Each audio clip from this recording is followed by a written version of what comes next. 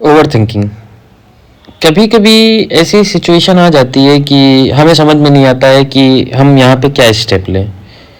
जैसे हमारे सामने एक सिचुएशन क्रिएट हो गई कि मान लो एक ऐसी सिचुएशन है कि जहाँ पे आपको डिसाइड करना है कि अगर आप इसका अच्छा करोगे तो पता नहीं चीज़ें ठीक भी हों या नहीं हों, या आप उस चीज़ को छोड़ोगे तो आपको तो पता है कि वहाँ पे चीज़ें ख़राब हो जाएंगी। एक हाइपोथेटिकल सिचुएशन हमारे माइंड में क्रिएट हो जाती है। हमारा माइंड उस चीज़ से लड़ने की कोशिश करता है, सरवाइव करने की कोशिश करता है, उसका नेगेटिव देखता है, उसका पॉजिटिव देखता है, और कई सारी चीज़ें ऐसे ही पॉजिटिव नेगेटिव हमारे माइंड में चलती रहती हैं, जिसका रियल लाइफ में सॉल्यूशन शायद ही कुछ और हो, या अगर जब तक हम उस पर अटेम्प्ट नहीं करेंगे तो हमें पता नहीं चलेगा कि उसका सॉल्यूशन एक्चुअल में है क्या।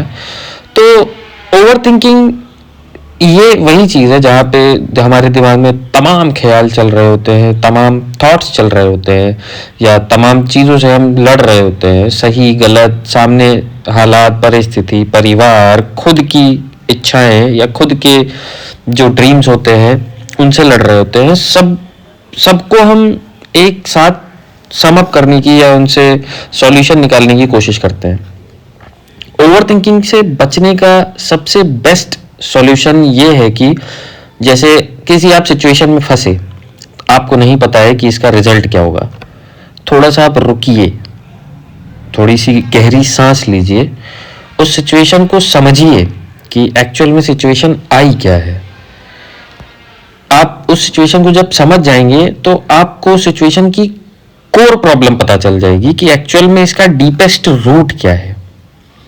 फॉर एग्जाम्पल, आपने सोचा कि एक मकान बनाना है, आपने ये प्लान कर लिया कि एक महल खड़ा करना है आपको अपने लिए, ठीक है। आपने तमाम प्लान्स माइंड में बना लिए कि ऐसे ऐसे होगा, यहाँ से ये लाना है, वहाँ से वो लाना है, ऐसे लेबर होगा, ऐसे लेबर ये करना है, वो करना है, वो करना है, आपने सब लाके एक साथ रख दिया।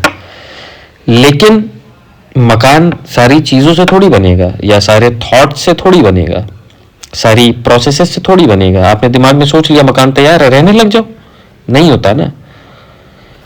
एक कोर चीज आपको पता चलनी चाहिए, डीपेस्ट रूट मकान का क्या होता है, न्यू होती है, ठीक है।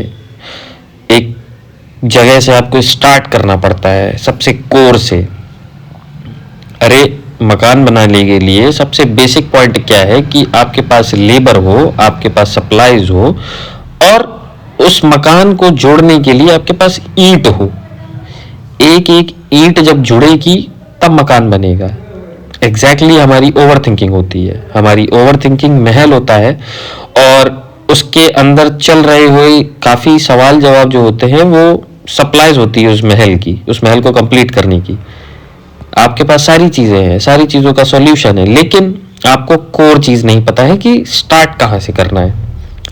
एक चीज़ पकड़िए, एक चीज़ को सॉल्व करिए, उसके बाद दूसरी चीज़ पे जाइए, दूसरी चीज़ को सॉल्व करिए, वहाँ से निकलिए, फिर तीसरी पे जाइए, तीसरी को सॉल्व करिए। ओवर थिंकिंग को आप शिफ्ट में कर दीजिए। जैसे आपके दिमाग में कोई भी प्रॉब्लम आ रही है तो उसको पार्ट्स में डिवाइड करिए।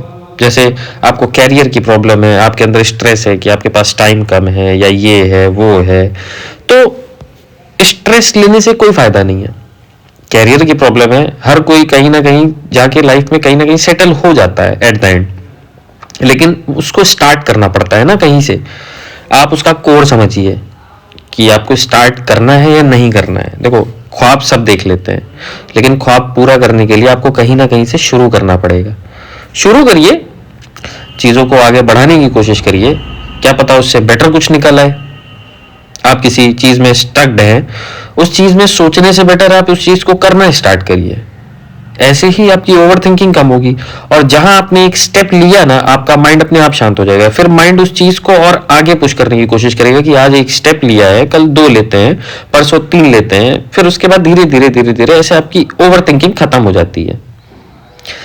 ओवर थिंकिंग की आपने कोर अगर जान ली तो आपकी ओवर थिंकिंग खत्म हो जाती है। फिर आप उस पर वर्क करने लग जाते हो कि अब ये चीजें सॉल्व कैसे होगी। ओवर थिंकिंग कोई बहुत बड़ी चीज़ नहीं है, यह आपके ही दिमाग का खेल होता है कि आपने कम कैसे करना है। उसको सॉल्यूशन निकालिए, उस पर वर्क करिए और खुश रहिए। और अगर आपको मेरी ये बात अच्छी लगी हो, ये मेरा सॉल्यूशन अच्छा लगा हो, तो चैनल पे सब्सक्राइब करिए, अपने प्रॉब्लम्स बताइए, मैं उनका सॉल्यूशन दूंगा, उन पे बात करूंगा और मेरे साथ जुड़े रहिए।